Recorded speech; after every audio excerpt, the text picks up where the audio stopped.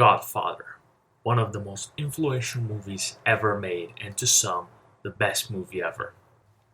Wait, hold on. Godfather?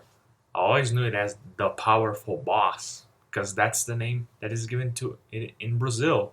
Same with Airplane. I always knew it as Buckle Your Seatbelts, the pilot's gone. So yeah, when it comes to the international stage, a lot of changes have to be considered when exporting any kind of product, and movies are no different. Dubbing is the most famous part of these changes, and it ain't no simple job. A translation needs to account for cultural norms, sayings, pronunciations, and even puns.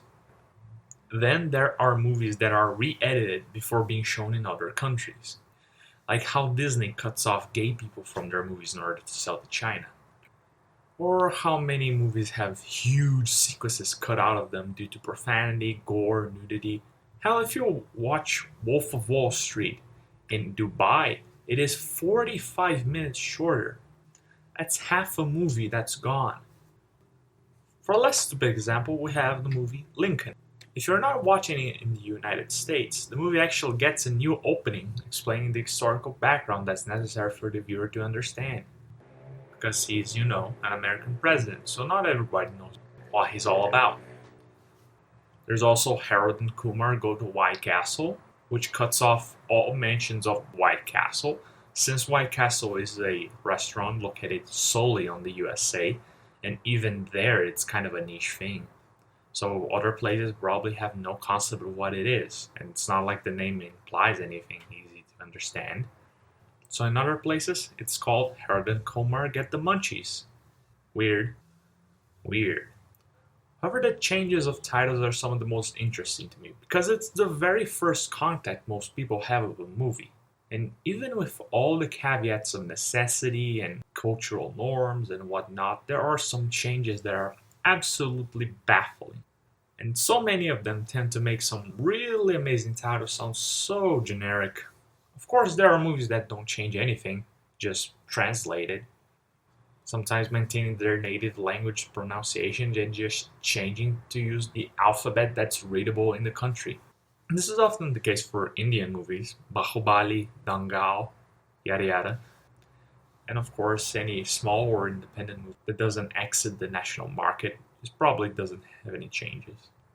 Cultural disparity is one of the most important reasons why a title niche changes. Sometimes a famous quote in one place is completely unheard of in another.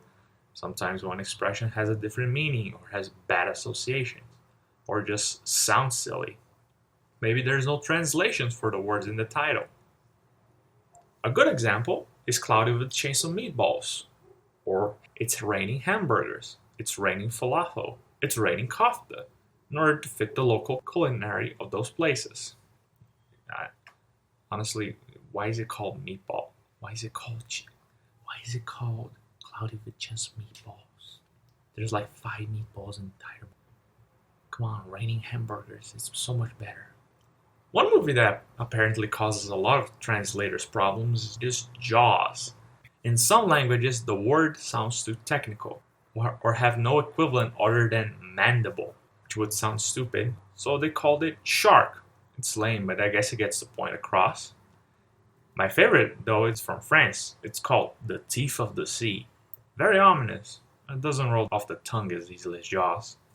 China, as usual, goes for the most literal thing ever, Great White Shark.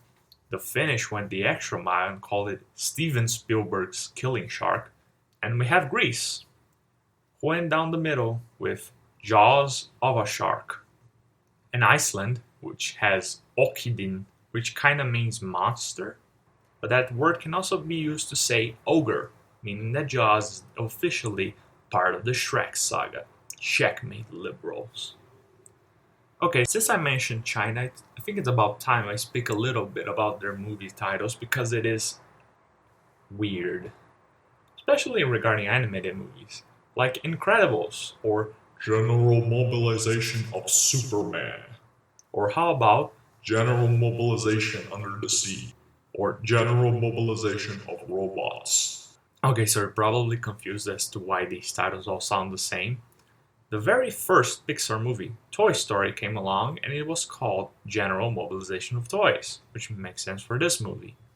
And somewhere along the line, the general mobilization part of the title became associated with just any Pixar movies, although not all of them follow this track record. Unlike the classic Mouse King of Cookie.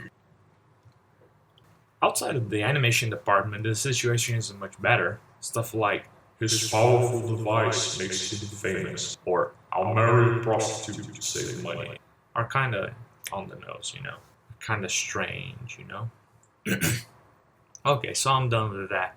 I'm gonna wrap up with some of the more egregious cases of title changes in a sort of like Watch Mojo esque top 5.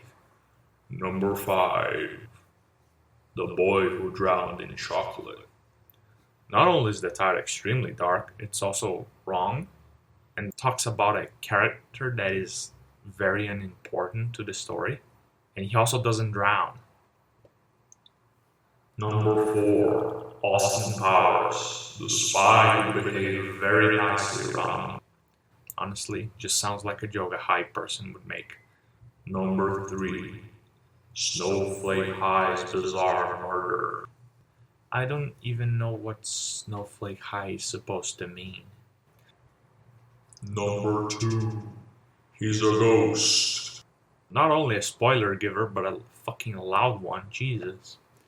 And number 1, the single most unhinged title ever conceived is If You Leave Me, I'll Erase You, which accomplishes something very few titles do. It fits the plot of the movie and sounds completely insane at the same time. So yeah,